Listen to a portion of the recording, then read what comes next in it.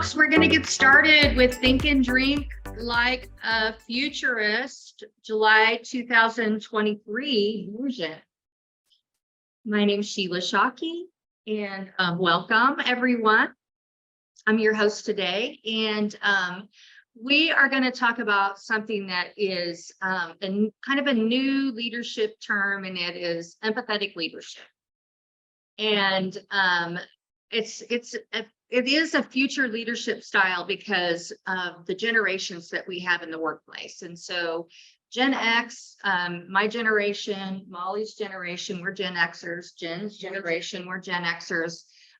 We're kind of in charge of things right now, but we know that in the future, we are going to have to bring along the millennials and the Gen Zs and the alphas and future generations. And so their needs are different than our needs.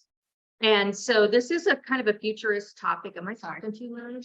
No, but it's focusing right here. Oh, okay, good. It's got my boobies. Okay. All right. All right. So the reason that we're talking about this is it is kind of a futurist topic because it is something that we need to learn more about to really become great leaders now and into the future.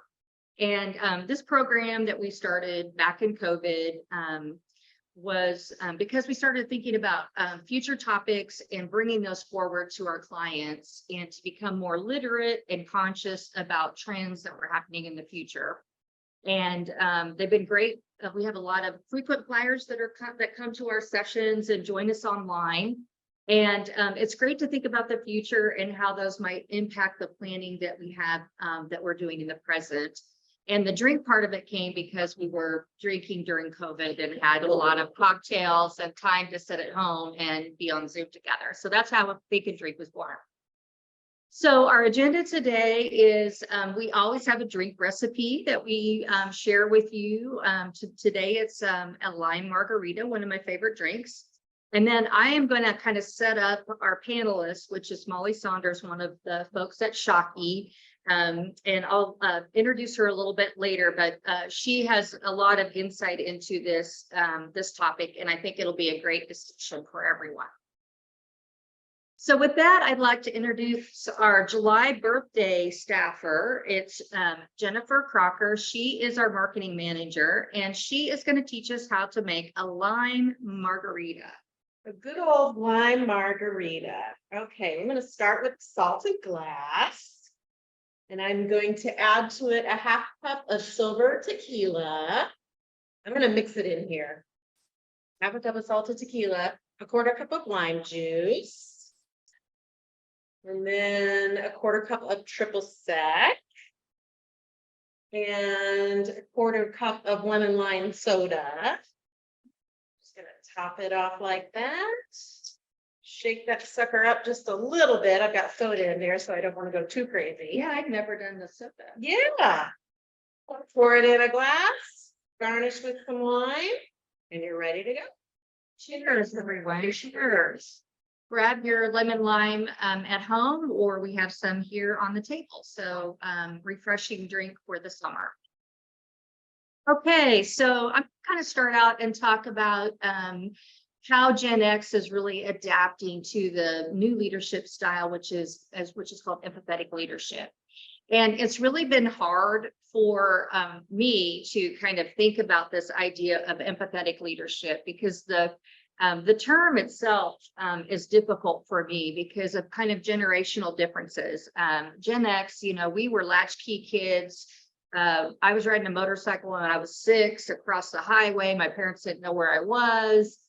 Very independent, can-do type of a generation. And we were really raised that way because our parents, we were the first ones to kind of have our moms go to work during the day and leave us at home and on our own. So, and then also there was another thing that kind of happened during that time. We were really raised as leaders in organizations to do more authoritative or traditional leadership styles. So that was kind of the premise of the past generation that we had.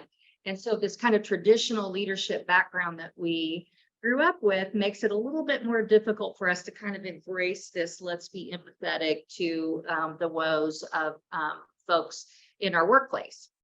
And then I think also a misinterpretation of empathy. What is empathy? And I'm going to talk a little bit about that, but Molly's going to get in a lot more detail because a lot of us see that as really a perceived weakness. We want to kind of be, butt kicking, bosses.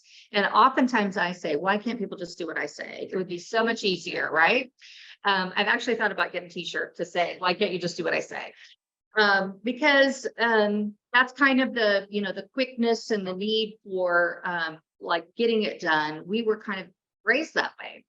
And then also, I think it's difficult for us to think about how do we balance the needs for the employees' needs and listen to their concerns and balance that with kind of the accountability of our job of running the company or running the organization, the division and whatnot. So these are kind of the things that I think of when I think about how hard it is to kind of learn this new leadership style. Let's talk about kind of the big one, which is, I think a lot of people think of it as a weakness if you are empathetic. And empathetic doesn't always mean that you adopt the person's beliefs or values, or you even go along with what it is they're saying.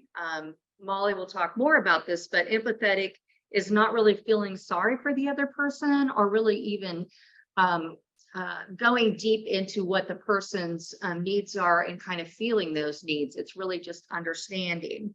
And empathy doesn't make us a weak leader because we're not always going to be accommodating with that understanding. And I think Molly will talk more about that in a few slides here to go. But the other challenge that we have is balancing with accountability. And, some Gen Xers really do value empathy. In my personal life, I'm a pretty empathetic person, probably gets me in trouble a little bit sometimes because my decisions will be more empathetic towards the person in my family or in personal relationships because I'm thinking about their emotions and their struggles. I'm not so much that way at work because I think that the way that I was raised really was to value that firmness. That's the way my boss was. One of my first bosses was a female city manager in Prairie Village, Barbara Vernon, and she was one tough cookie. She really did, she thought you should be at work at 8 o'clock, your butt should be in the desk. At the desk, and you didn't leave till 8 o'clock at night, or don't leave before she does. And so, that kind of old style of management really was because she really felt accountable to get everything done and was not that empathetic towards maybe the worker that maybe had other things that they had to do as well. A lot of the Gen Xers were pretty pragmatic and we value efficiency and we look for solutions before we really even identify the problem sometime because we're looking for kind of quickness to get things done. And during the time of when I was getting my degree in management, a lot of the Japanese management style was brought about and was really prominent in our education. And so we were really thinking about efficiency, time, money, efficiency. There was very little focus on the workload. Would you agree with that? Yeah, it was like measuring results, making sure that you got your goals achieved. And that was really the way to progress in your organization. We had one human resources class. Remember human resources class, but be human resources, right?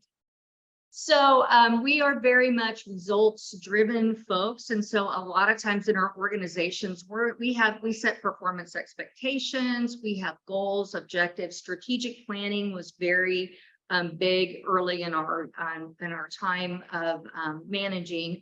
But also, if you think about, we have quite a few Gen X's that are in the audience here, I think.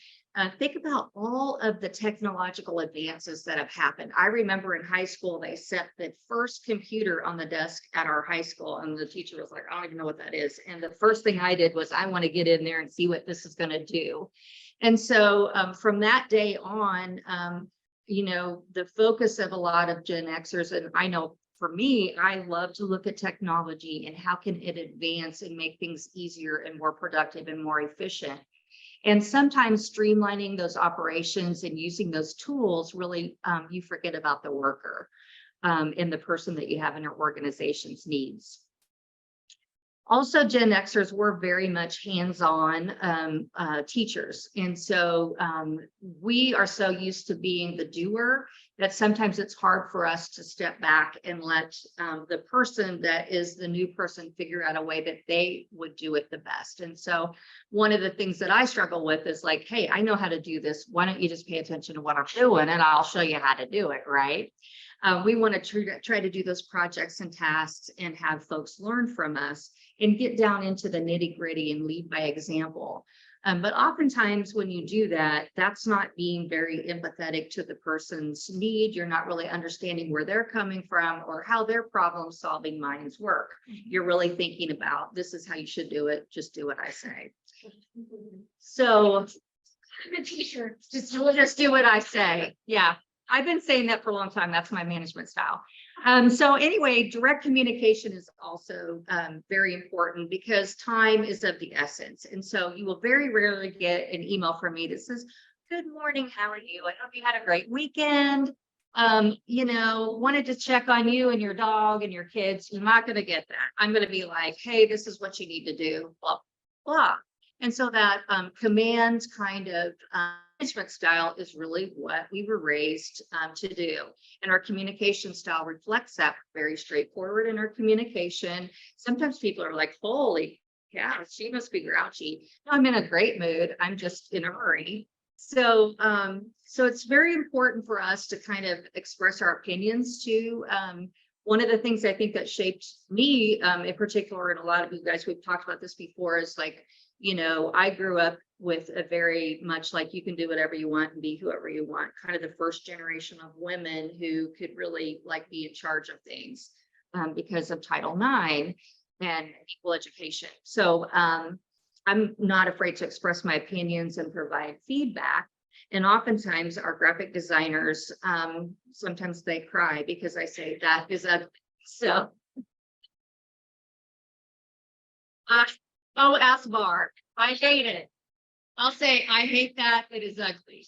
And so sometimes I think for us, it's really hard to not be so like direct with our feelings and thoughts because, we're honest, straightforward, concise kind of people. I hate it. Try something different. So that direct communication can make it very difficult.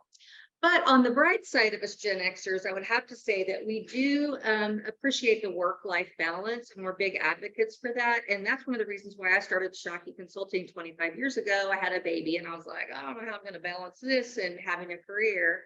And so creating a place where there's a work-life balance, many Gen Xers are very supportive of that. So we're starting to use technology and processes and trying to integrate more of a work-life balance into our organizations because, our moms worked and we were left at home to start fires and jump on trains. And so, making it more of a work-life balance so people can accomplish everything that they need to in their life is important to our generation. And so you can see us do what I say, to kind of sliding over here a little bit to this empathetic leadership. And then also, I think, our generation has had to be very adaptive, so much technology, globalization, so much change has happened over the past 30 years of our work as leaders in organizations that we had to really be adaptable, embrace new ideas and strategies. And so I have hope with Molly's help that Gen Xers can continue with that and become more of an adaptive leader and adopt this empathetic leadership. And then, like 10 years ago, we all had to learn how to be more collaborative and inclusive. And there was a lot of training on that, and thinking about things from diverse perspectives is really important because that reflects our community, particularly in the work that we do. But also you grow and you're more enriched as an organization if you have different perspectives. Although I do like everybody to think like me, that doesn't always happen. And so having that culture of cooperation and inclusiveness, I see in our organization has really helped it to be resilient over the past 25 years. So I have hope that us Gen Zers that will be able to really do, what's necessary for the future and learn empathetic leadership. And so with that, I'd like to introduce Molly Saunders. Molly and I have worked together for, I don't know how many years. How many years? Since 2007. 2007, Molly came to Shockey Consulting. And Molly has a really interesting background. She has a master's in public administration and she loves numbers and spreadsheets, but she's also a people person and she's fascinated by the human mind and behavior, and got her master's degree in counseling, and has a lot of great psychology that she brings to our organizational performance practice leader position here at Shockey Consulting. So she's going to tell us more about that. And I wonder if I shared my screen. Katie, did I share my screen? Did I?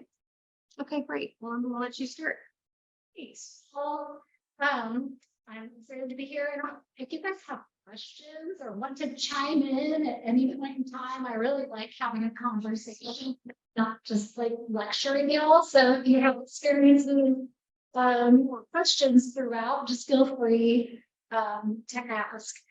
And I want to just kind of touch on a few things that Sheila covered. Is even the name empathetic leadership kind of is like, oh, it feels like it could be this soft training, like touchy feely. That's not what it is. And actually, that's not really who I am either. When we do our personality tests, Sheila's the people person. You would think that I'm like hiding in some bomb shelter somewhere. I am very strong on the thinking and not the. Actually, I think it is a really positive thing to be said for empathy, because it can be right. So even if empathy is not your nature, it's something that you can cultivate and develop. And I'll talk a little bit more about what that means. So before we go on, just what is empathy? And empathy is the ability to understand and share the feelings of others.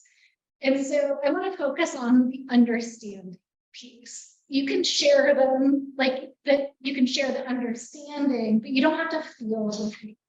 Empathy part is really trying to like figure out where are they coming from, and I can understand where they come from. It doesn't mean I have to agree with their opinion. I can see this is what brings you to that conclusion, and I can even tell you like, okay, I see where you're coming from. I happen to have a different opinion. That is actually empathy. Like you just say, you're wrong. That is the opposite of empathy. So empathy really isn't, it's the subtlety of how we communicate. And also, I don't have a slide for it, but when you really stop and think about what leadership is, leadership has lots of definitions, and we can go to the Harvard Business Review and look up all the characteristics of leaders. But really, what leadership is a relationship. And leadership is your relationship with other people. Leadership is not a one-way street. So I can have a leadership style that's mine, but it affects a lot of other people. And I need to be, as a leader, thinking about how those things are working and connecting or not with my leadership style. And so, just like Sheila was saying, there are different forms of leadership, and you can, for those of you who are parents, this applies to parenting as well. You can have authoritative leader who really tells you what to do, how to do it, and if you're wrong, or want you to read their mind. And if you do it wrong, they'll tell you it's wrong. And if you think about growing up, if you have a parent who's like that, you might follow the rules, but you don't really want to, even if they make sense, right? I mean, if you think about that, from a relationship at work standpoint, it's great if everybody does what I want them to do. If they don't really want to, that creates, difficulty in the workplace because they don't have my back because they don't feel like theirs. And so authoritarian style leadership is really a fear-based leadership. So you don't get the best results when people are scared. The other thing that you don't get when you're in an authoritarian style of leadership is people offering alternate perspectives or solutions. I'm a Sheila, I like things done a certain way, but there are a lot of times in my career, someone else offering a different way has saved my bacon. Like, oh, well, wait, I never would have considered that. I'm so glad that was like, I was open to that. Then, what we're going to talk about empathy is the opposite, like the passive leadership. Can you be a passive leader? Actually, you can, but it's the leader that just wants to be liked. And everything's falling apart, but you got a happy, good job. That was like totally not what the client wanted, but that was great. That doesn't work well either. So really what we're going for with the empathetic leadership is the style of leadership that you relate to people in a way that they feel understood. Doesn't mean you have to agree, doesn't mean that you have to get deeply personal. It's just an understanding of who they are and appreciating that, and that they want to do things. I'm sure you work for people that you just want to do a good job because I don't want to turn something in that is less than great because that's going to disappoint them, right? Where with other leadership, they're going to think it's fine or they're going to mark it all up anyway. So what do I care? So kind of getting the best out of people is really empathetic leadership is all about. So we talk about empathy, and it's a little bit of this thing you can't really put your hands on. What is that empathy? It's kind of hard just to see it. And so in that way, some people are well, you either have it or you don't. And I don't believe that to be true with empathy. I think that there are things that you can do to build it, because empathy is actually a skill. Empathy isn't just a feeling, it is actually a skill that you can cultivate and practice over time. Now, one of the things people are like, oh yeah, you can cultivate empathy, that got it, I need to be empathetic. Well, I know certain things, I know that I need to floss my teeth every day, but I don't actually do it. Don't tell my dentist. But to know I need to be empathetic, it does not mean that I'm being empathetic. So empathy takes practice if it's not something that you're naturally doing. And even if you do naturally do it, you might find ways oh, wait a second, I'm either crossing lines or there are ways that I can be empathetic that are more. So again, empathy creates the connections between teams, clients, colleagues. It's a relationship. The other thing is, like I said, by having other perspectives, you can often get a better work product. I know that around here, you've set out show things for events, what do you think?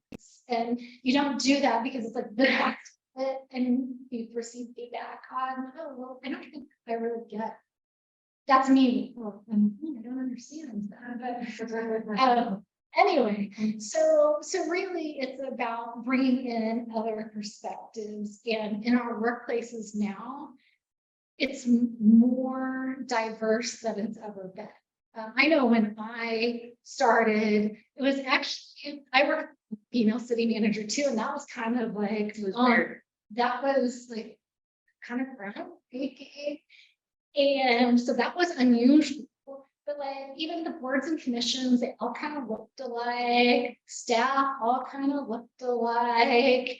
Everybody, except for the newest workers, are kind of the same age group, and they're all authoritarians. I was just, I didn't know empathy was an option. It was just scary.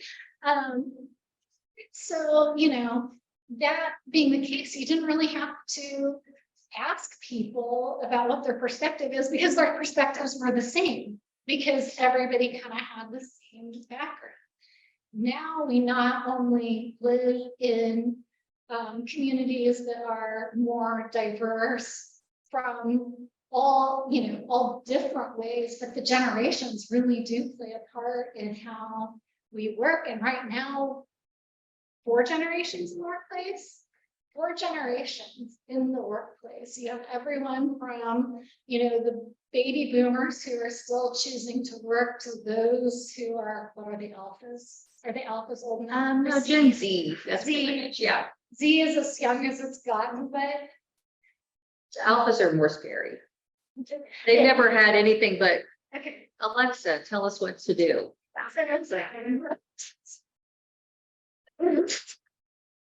To like really think about, I did a thing once with some scholars about envisioning the future of parks. And the vision of the future was parks was not having to leave home and having virtual reality. Oh, wow. That was response was like, okay, this is kind of scaring me. So maybe I need to be done working the whole time. Yeah. Alpha gets it. All this count home. So again, that's where empathy can help bridge the gaps between generations or other differences between people. Okay, so what's the challenge? Like, why haven't we developed empathy? Well, one of the things is we're busy. And it feels like being empathetic is going to take more time and be inefficient. Oh my gosh, now I'm going to be like everybody's therapist. That's not what empathy is about, but it can feel like a low priority task. Like they get this report out, way more, it's a higher priority than how you feel about this report right now. So kind of the pursuit of getting things done. And while I would argue that over time, empathy becomes faster. Like once you practice, you will get quicker at being empathetic. Your empathy will turn on quicker, but it does take some effort. And especially when you're working with people who you're unfamiliar with or are very different from yourself, it's actually pretty good to take a minute to think about how you are going to approach it, so that you don't do damage to the relationship. All right. Okay. So the value of empathy in work, especially in the work we do, again, we take empathy out to the communities, really, because we try to connect people. We try to get diverse perspectives. We kind of need to do that within our workplaces as well. And so, and like I said, bringing empathy, trying to understand doesn't mean you will completely understand, will help pave the way to having positive relationships. So, developing empathy. How does one go about this? Like, it's not something you can just order a book up and say, okay, I read the book on empathy and now I'm going to be really good at it. So I'm going to talk about like 3 different ways that you can work on empathy, and then some more specific techniques that you can use to practice. So one of the things is about being empathetic is to be curious. You have to want to know something about the other person. So having a desire to learn is the building block of all things empathetic. Is I want to understand where you're coming from. If you don't want to know where someone's coming from, we'll talk about that later. We're going to assume that you do want to learn about other people, though this can be really hard because sometimes it's like, I don't know enough about this person or this group to be curious. And so that's where taking the time to to understand a little bit more, get some background, because being curious is really relating to asking questions that allow people to open up to you and tell you a little bit about them. And so when being curious, here's the warning, don't say why. Asking someone why they're a certain way or why they do something is not a way that puts somebody on a defensive immediately. So your curiosity, like, why did you decide to wear that today? Oh, okay. Since I've gotten chubbier, this is all I know.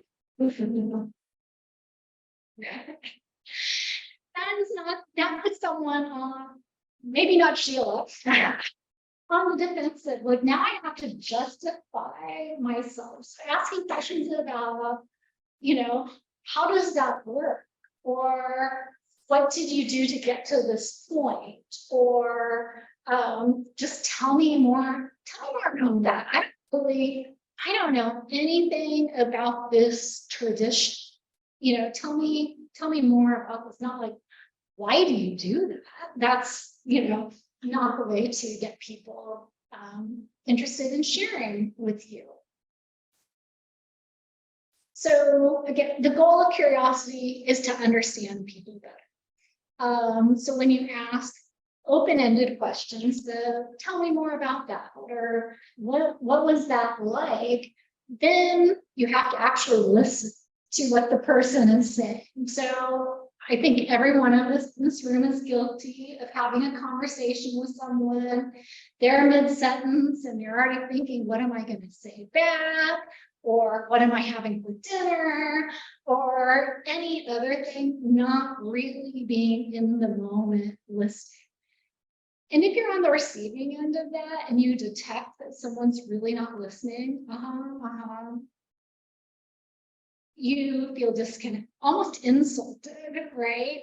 So when you are curious, don't be curious if you really don't want to know, right? Like, I really don't have time for this story. Don't ask the question. You can say, I'd love to learn more about that some other time. To express interest, but don't dig into it if you're not actually going to listen. Because authenticity is part of empathy, and we'll talk a little bit about, can you fake it till you make it, in just a minute. And the other thing, being open to new perspectives and possibilities. And I think in this political climate, especially, it's like if you entertain somebody else's idea, you could be seen as a person, which causes people to not want to talk to each other at all. So being curious is really being open to those other opinions, even if they're wildly different. And I think I'm a curious person, so when somebody believes something that's really out there, I need to know more, because it's just so interesting to see how people draw conclusions, and that can help you as a colleague at work. If you understand, like, that's the thought process that they got to this, how can I tap into that to relate to that person a little bit better? So again, being curious and hearing things does not mean agreeing. Okay, so now we're getting back into some of these touchy-feely sort of sounding words that I would say really aren't. So be compassionate. And being compassionate is being really aware of how other people are feeling, especially if they're in distress, and having a desire for that person to feel. Right? That doesn't mean, oh, Sheila, your dishwasher broke, I'm gonna go fix it, right? It's not that kind, but to really understand, like, okay, I can see that you are really stressed out today. I can see you're really stressed out today, is very different than like, what is wrong with you? What is wrong with you today? What's going on? And so being compassionate is really showing that you have interest and care. Being compassionate does not mean that you have to know all the details. Well, tell me all about that breakup so I can be compassionate. You don't need to know the details, right? And in fact, it's probably better that you don't.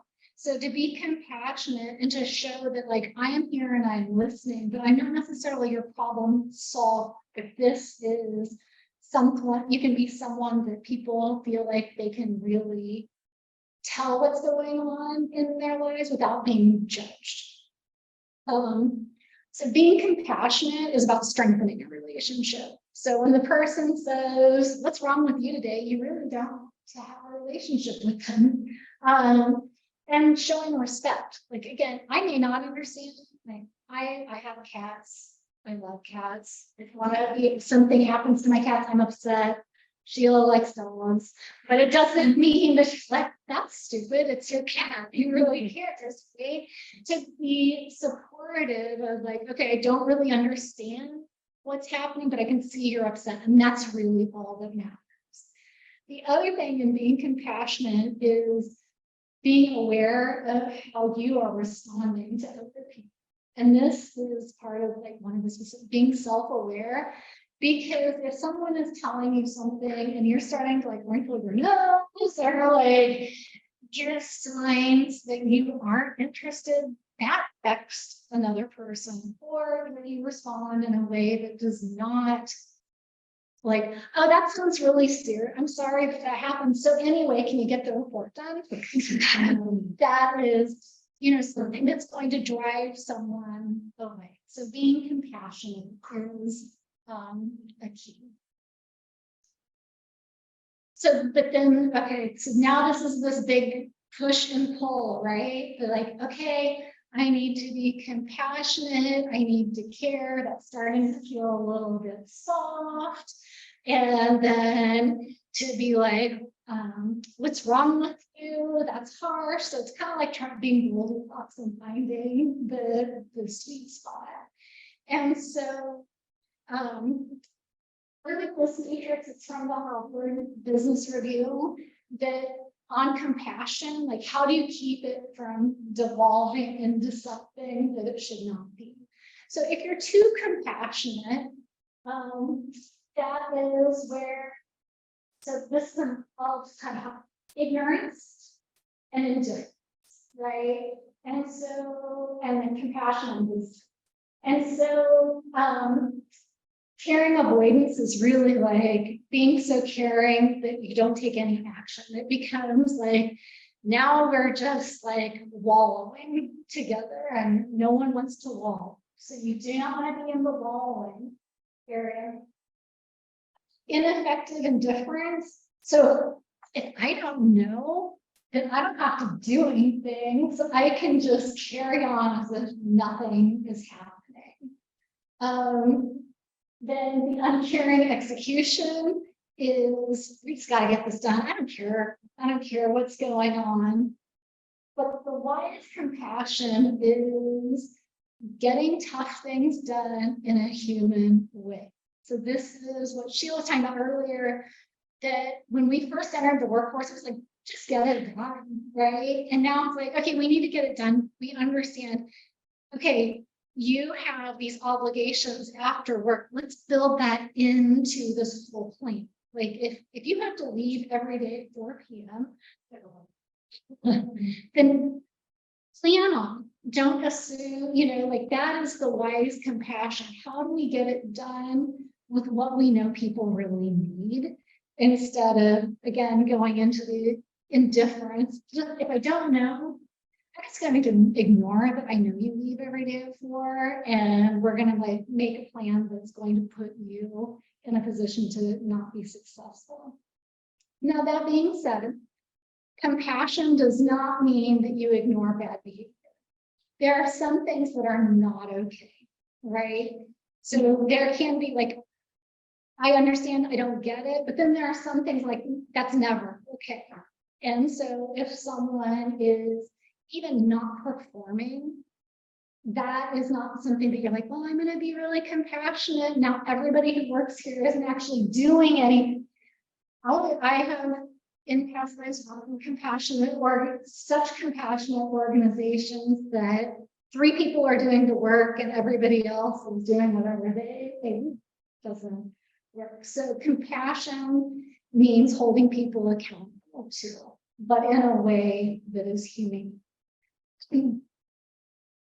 Okay, and so the final thing that I don't know that people think of with empathy is being courageous. And that being courageous is having strength to persevere in difficulty, right? So when something tough comes up, I'm going to meet it. I'm not going to hide from it. And empathy is one of those things. It's like you can easily hide from, because having empathy is having difficult conversations in many cases. Someone is really upset about what a colleague has done. Entering that, like, I mean, like, maybe I'll just wait 3 days and it'll all blow. You know, being courageous is to say, look, everybody, I recognize that this is going on, and let's work. Like, let's work through it. So being willing to be uncomfortable is part of being empathetic. I think in a lot of cases you can be empathetic and not be uncomfortable. And the goal of being courageous, again, is to make this a two-way street. Being a leader is not a one-way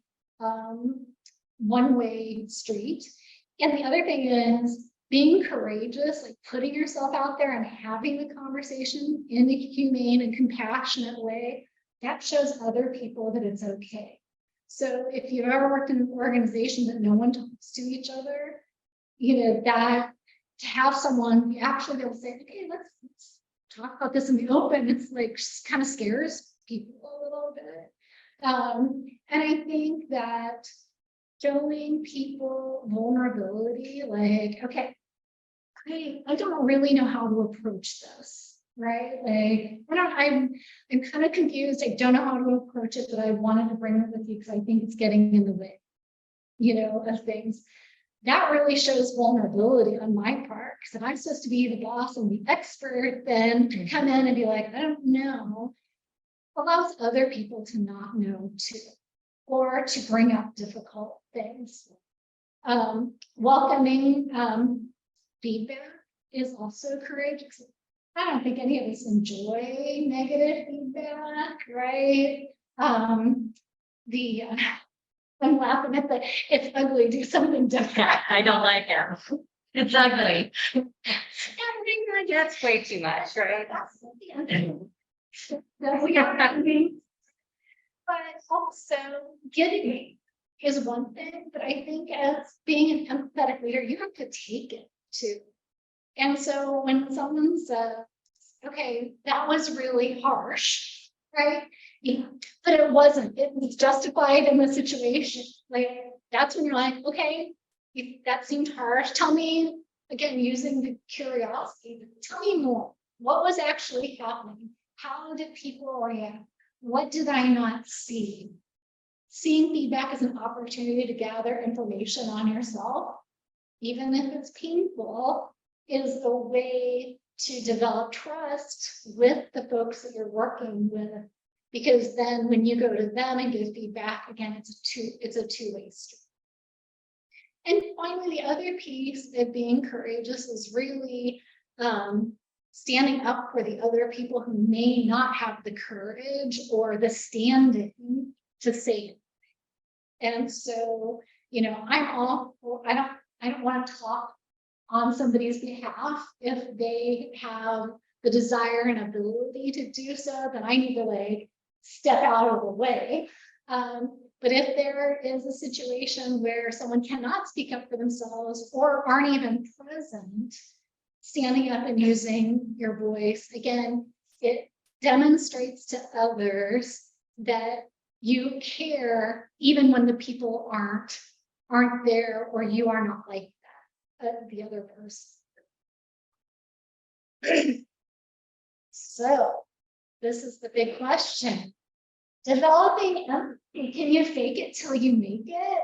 So can you just fake being empathetic? So I don't know if anyone in this group knows the researchers, Amy Cuddy, and she was the researcher that introduced the power pose. Has anybody heard about this? Yes. that if you stand, you do Wonder One or, hands on your hips, the research showed that people felt more confident by doing that.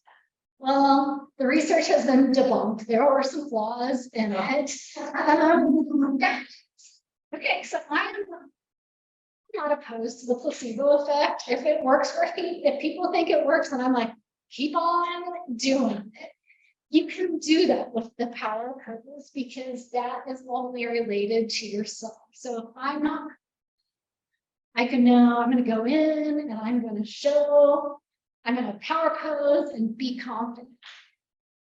Empathy, I would caution trying to be empathetic and not really being empathetic. And so sometimes people are like, well, how do I know, like, if I'm practicing being empathetic, because I want to be more empathetic, I kind of have to fake it. There's a little bit of difference between practicing skills and faking your empathy. And I would say, you're faking empathy when you want something from someone in return for it, right? So if it's like, I am doing this, I'm showing Sheila that I care about her and I'm so curious and I really want you to work this weekend. I'm a Gen X, I'm working. Yeah. When people sense that they get the idea that, like, wait a second, they don't really care, they just want something from me. It's like transactional. It's transactional. Like, actually, it's manipulation, right? And so I always think, like, in my own actions, that I'm like, I'm doing something nice. Am I doing this because it's the right thing to do, or is it because I want a certain response? And if I want a certain response or someone to do something, I need to rethink. That's where I need to recalibrate and say, I really just want you to do this. So fake it till you make it is to be done with caution. Now I will tell you where you can use fake it till you make it. And that is specific skills that you can practice. Because you can practice being curious. You can, by coming up with different questions. You can practice being courageous by saying something in a meeting that you might not ordinarily do. So let's talk about, I'm just going to roll through these real quick. Skills practice. Yeah. So these are kind of the 5 things. If you want to cultivate your own empathy, these are the things that you can do in practice. Some of them you'll be more successful at, and others to start. But again, it's not faking empathy, it is practicing skills. The first place it is self-awareness. Like, this is where you really have to think about, how do I interact with other people? What are my relationships? Do I cut people off when talking? That's something that I'm aware that I do. Do I have ulterior motives? Do I get it when other people are upset? Do I avoid them? Do I share too much? Like, being self-aware and kind of thinking about, okay, so where am I and where do I want to be? Okay, I need to dial back all the personal information that is not making people trust me. It makes me seem chaotic. I cut people off, and that is not a way to build empathy because I'm not really listening. So being self-aware, so you really kind of have to take a look at yourself. And if you have a trusted person that will actually give you an honest answer, those people are invaluable. I don't know, about the rest of you, but like watching myself on public speaking, if I watch this again, I'll always, it's like, oh, I didn't realize I talk with my hands and my hands are all over. That somebody can point that out. Like, you say all the time. That's good to know. So seeking out other people to help you be self-aware. mindfulness. Okay, so mindfulness does not mean you have to go on a yoga retreat, you know, so that would be lovely. Thank you. Mindfulness is a really hard thing. Meditating, if there were grades given, I would fail. It's not really, that's parts of mindfulness is really being in the present. So this is also a self-awareness. It's the check of, am I paying attention to what's happening right now? Or am I thinking about the meeting next week or what I'm going to say? That is not being mindful. So some of the things that you can do to prevent, I am guilty party, being mindful when having a discussion with someone, just even repeating in your head what they are saying to you. You are incapable of thinking about anything else. If your mind is really all over the place, to just be aware of, okay, like get kind of grounded and pay attention to what your body is doing to be able to refocus. Mindfulness can be doing things before you have a difficult conversation to kind of get yourself centered. I might mindfulness, like let's just kind of like hurry up through the mindfulness. The things that you can do to bring yourself into the present can be just getting in touch with your senses. What are 5 things that I see? What are 4 things that I hear? What are 3 things that I smell? What are 2 things that I can touch? And that pulls you back into the moment without having, again, to go on some, you don't have to be a Buddhist monk. But that would, so and active listening. So listening and mindfulness go hand in hand. You're actively listening when you're in the conversation, not ahead of it or out of the conversation. And the way you actively listen is when you're being curious, because you cannot actively listen without interacting. Like you don't have to interrogate people, but when you're having a conversation, to wait till they're done talking before you say something, and then you say something that relates to or carries the conversation forward. Perspective taking. Again, this one is really one where it's probably self-awareness. Like when someone gives you a perspective that you're like, I don't know where that's coming. I mean, that's not what I think. It's wrong. Is really to stop and try to understand. Like, oh wait, I realize I'm reacting to what someone is saying. Why is that? Why do I immediately want to shut down when someone says X thing? Where are they coming from that brings them to that conclusion? How can I understand that? Perspective taking doesn't mean agreeing. And I think that that is just such a key element that stops people from wanting to listen. And then finally, the giving and receiving feedback. Practice. I don't think we as human beings are very good at giving people feedback that's honest. Like there might be, oh, great job. That's not actually feedback. That is, an accolade, but to say what I really liked about what you did was X, being specific, or what really bothered me in this instance was X, Y, Z. Not, oh my gosh, you are so dramatic. That does not help, but you can say things like, when you do X, I see X happening. Why happen? And so giving really good feedback to people is a way of being empathetic and something that you can practice.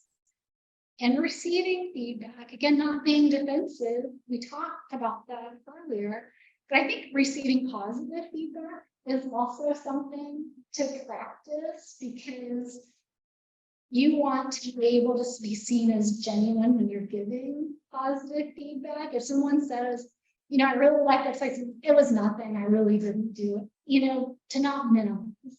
I think that receiving feedback with positive and negative modeling how you want people to receive feedback is, again, a skill to practice, and it's one that you can do all the time, right? You can get and receive feedback when you go to the grocery store. I really, I really like how XYZ to be the person checking you out. You can practice these things, or like, yes, I was really upset that you crushed my bread with XYZ. You can do that. Those are like the small conversations, and that's the whole thing about empathy, curiosity, compassion, and courage. You don't have to wait until it's some big thing. These are things that you can practice in small interactions that are very low stakes. This is how I always tell. Practice things in low stakes situations. Don't try to be curious when something big is on the line. Practice them in everyday life.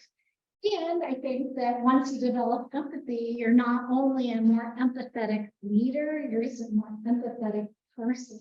And I think we could all agree that we could use a little more empathy. So those are things that you can do.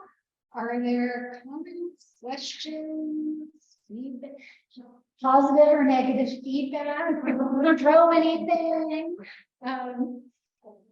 Or one of the questions I would have for you, Molly, about that is when it's kind of a Midwestern value to minimize your, if somebody gives you positive feedback, you kind of, oh, it was nothing, or, oh, so like, what are some things that you should practice saying, well, thank you for recognizing that?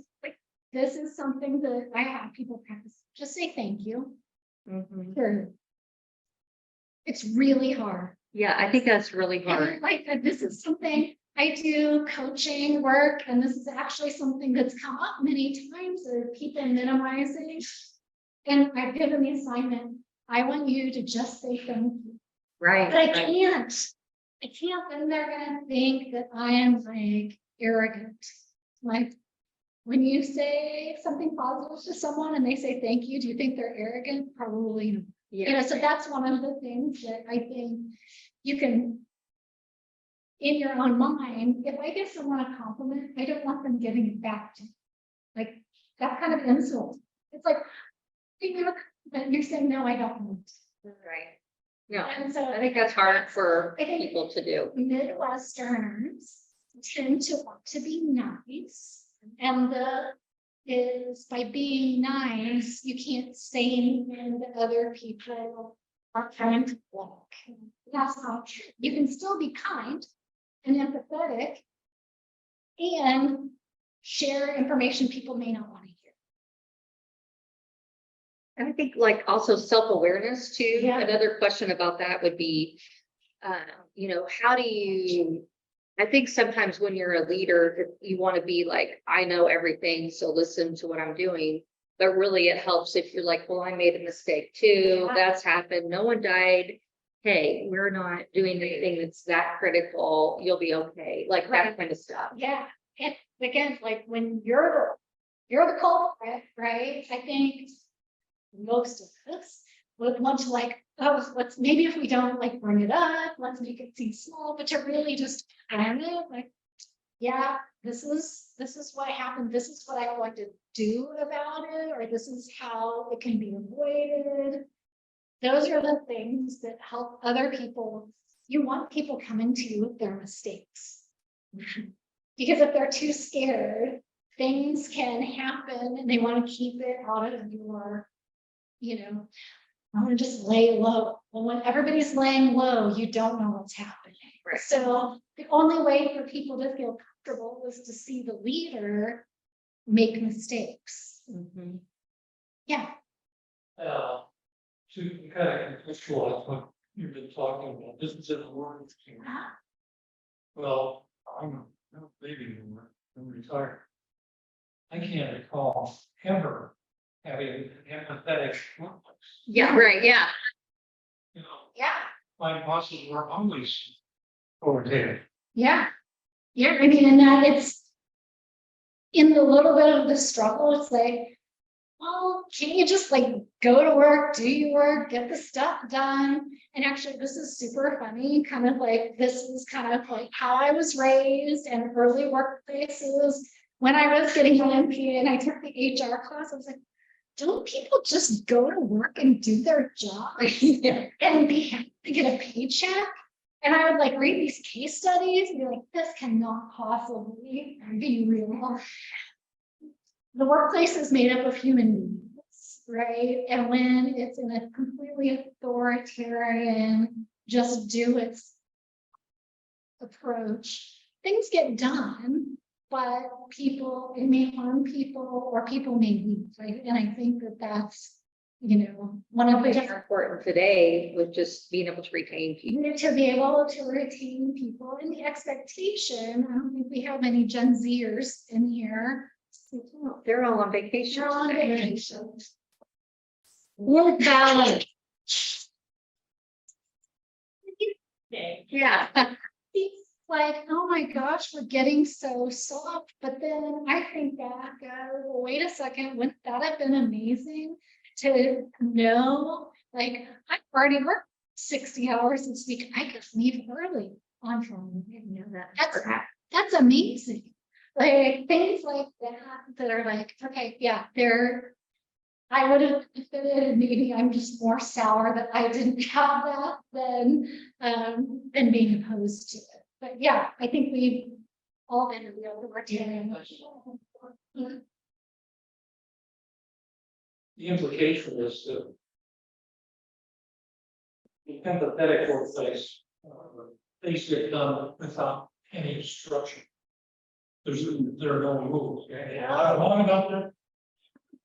Yeah, and just the workplace is not a workplace without rules. It's a little bit like we wouldn't be a parent without rules, right? So there are rules, there are expectations. This is where the bad behavior does not get a pass just because we are going to be compassionate. In fact, like here's what I think the empathetic workplace is. You have a core set of rules that are adhered to, like there are some ones that you cannot operate, like core set of rules that everybody knows what they are, and there's really like we adhere to these. Everything else can be debated, right? But it's not without, but everybody needs to know what those things are, and if you cannot comply with those, then you're probably not a good fit. Did you have a question? Yes, if you want us on how to make work. So 2 weeks ago, we went on a family vacation. Was the family members enough? Sure, they were really rough. I mean, guys. I mean, it's, and then again, these are sort of things, I don't think I probably told any of you stuff like, I don't already know that, but to really like, wait a second, how am I practice? How would I actually use this? Like, I might have been a little more, more curious about like, okay, this seems like, what is this all about? Instead of being like judgmental, like, do you not know why they dyed their hair green? That was so weird. I kind of went up forward here. That was great. To be like, okay, to be able to think, that's not something I would do. I'm really curious, like, what made you decide to color your hair? And it might be like, oh, I was inspired by XYZ. And it might be like, I thought it was really meaningful. So now I look at your green hair and I think, that's really cool. I think, it is kind of a parenting thing too. Like Molly's helped me with that a lot, like thinking about it from the other person's perspective more and just gaining more understanding and asking open-ended questions, which I didn't have that as parenting. They didn't really do that. So it's kind of it's a really different style of parenting and leadership, Yeah, I think. I think it kind of goes back to like in the workplace and at home, that because I said so used to be an okay answer. Yeah, I love that. My husband is that is up. And it makes you a little bit crazy, right? Right. Like he's all Right. see, because that's what you've been trying to do. What were you going to say? What were you Like I said, I'm caught in the middle. Because I was raised by a very young teenage Gen X mother, and I'm individual. Then I think in generational theory, I am technically millennial. but I do not identify with that process. I wrote it and moved back. Right, right. So the authority for me is like, makes sense. It's more. Right, right, it makes more sense. Like that's your, sometimes it can, it could be a free fall, but it's not really a free fall. Some things that used to be rigid, we're now questioning, like, why is this so rigid? Like, why do we work between 8 and 5? Why do we work these hours? Why do, just and adapting based on the answers. And I don't think sometimes question like, why can't I remember my first internship with Kansas City, Missouri.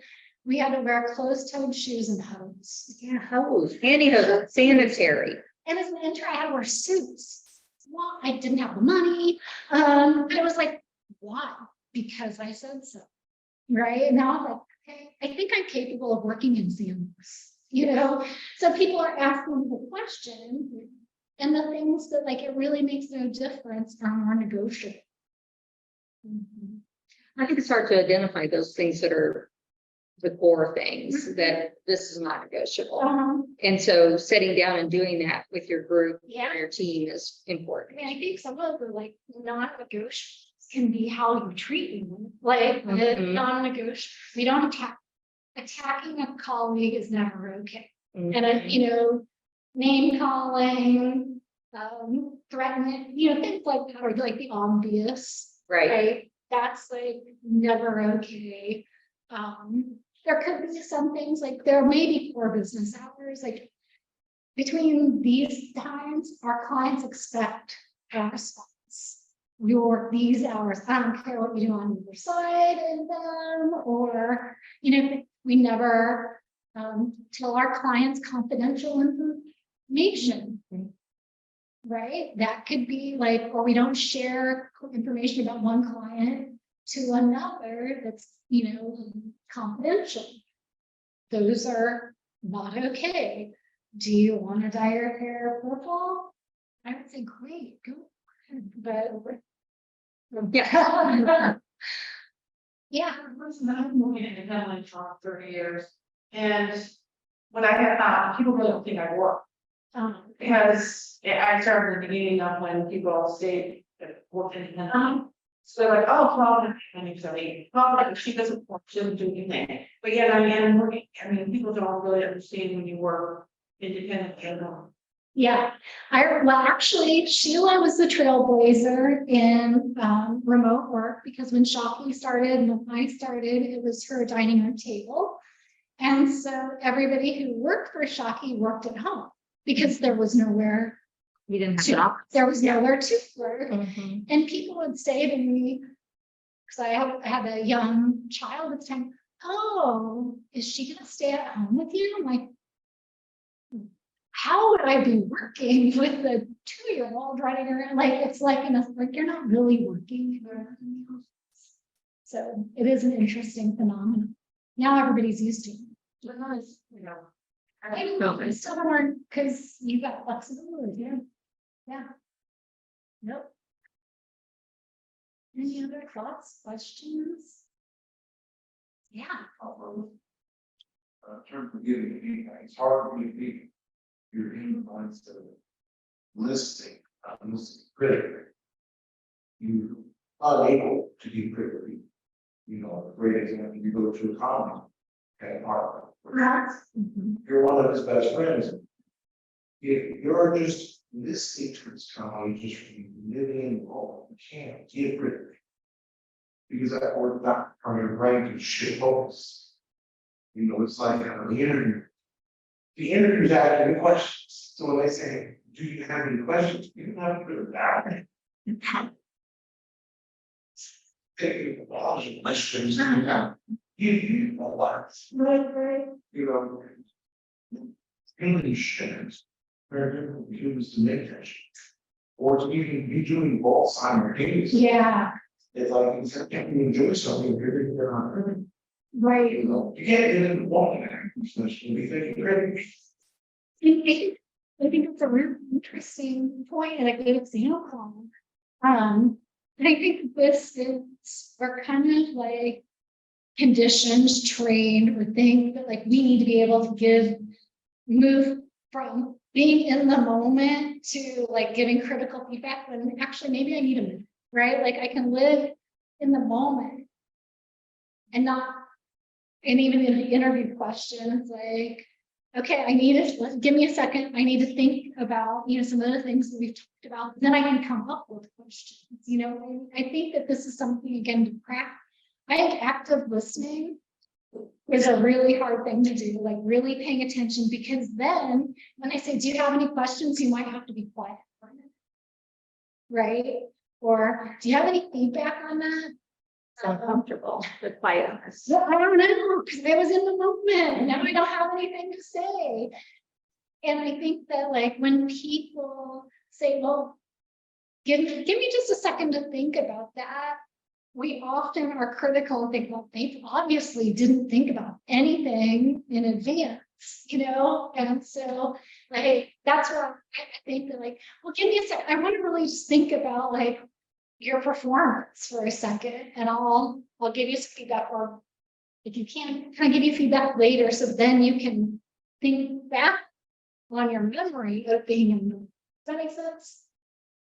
But it is hard. It is really hard because it's like, and the other thing too, like if you are there for the purpose of giving feedback, sometimes this is a helpful thing. Like, what do you need from me here? Right? Because if you want me to listen to your performance as a critic, I'm going to listen in a way that's different than if I'm just attending. And if I'm just attending and you say, so, give me some feedback, I can be like, I don't know, I won't, I was in the moment. I wasn't like taking notes in my head of things to tell you. And so sometimes that's helpful in as someone who may be sharing information. You may want to say to someone, tell them what you need.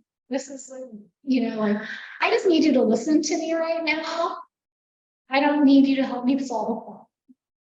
That's good marital advice. It's good. Yeah. And it's good relationship advice, Yeah. because then if somebody starts trying to solve your problem and you don't want them to solve your problem, I don't know about you, but that just irritates me. So letting people know, and then they know, like, okay, I just need to nod my head every once in a while. You're not going to ask me to give me feedback. So that can also be helpful. I think kind of a couple things that you said are good, like just questions to have in your head. How can I help you with that? What do you need from me? And then you also said, tell me more about that. And I think those questions are things that I try to think about. Well, tell me more. What does that look like?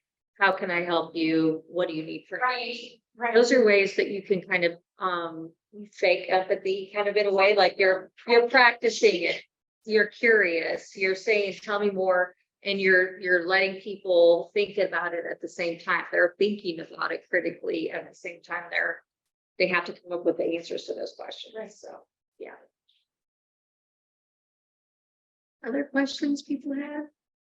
Chris, you have a question? You were raising your hand. Oh, sure. So, I guess thinking critically versus trying to move the problem first, because it's really different that happens certainly those.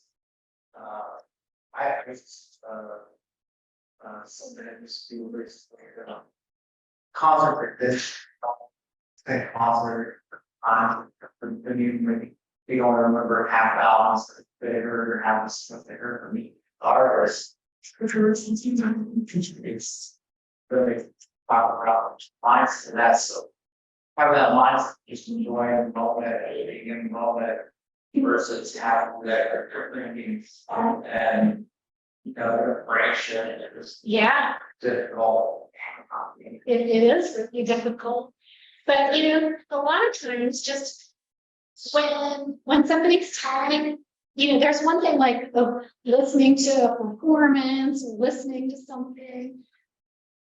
that you might need to be critical or provide feedback. A lot of, I think we try to get into that like feedback, really like latching in when we're really just needing to have a conversation. Like if you want to tell me something that I can, you know, I don't have to like, okay, I have to be ready to give feedback on this. Like that most of the time we don't have to be in the I need to be able to provide a succinct answer to this as soon as they get done talking. I think it means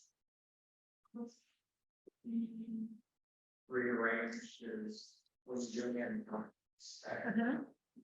because in me it was either they're trying to involve and interact or they'll feel niceties try to respond.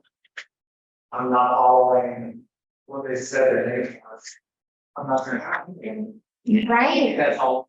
Well, attention, you right, thank you, that's one of those critical things of, you gotta think about. Do I need to start out here and shift my brain?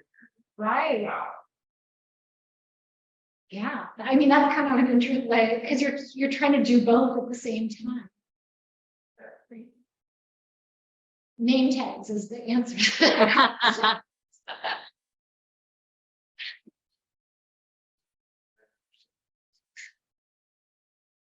That's very bad. Yeah.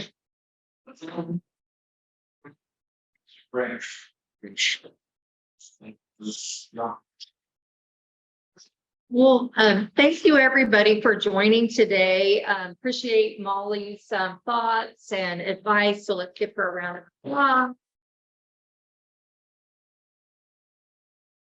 Thank you. Thank you. Yeah. So that's what we're supposed to say, right?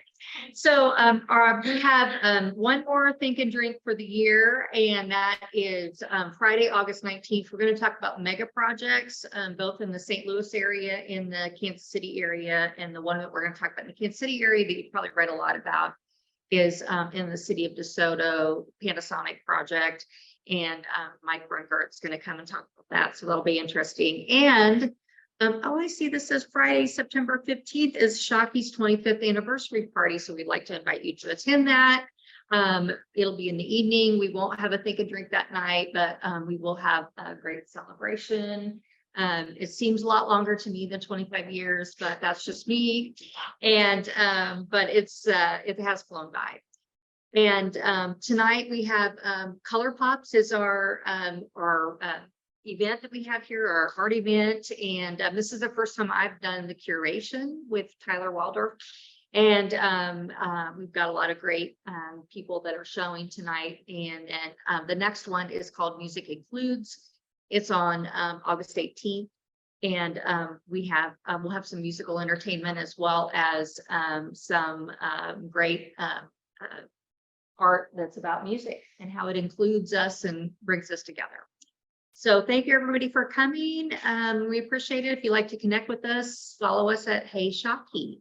And we have people standing outside waiting to come in from Art Gallery. So we're gonna let them in. All right, thank you everyone. Bye-bye.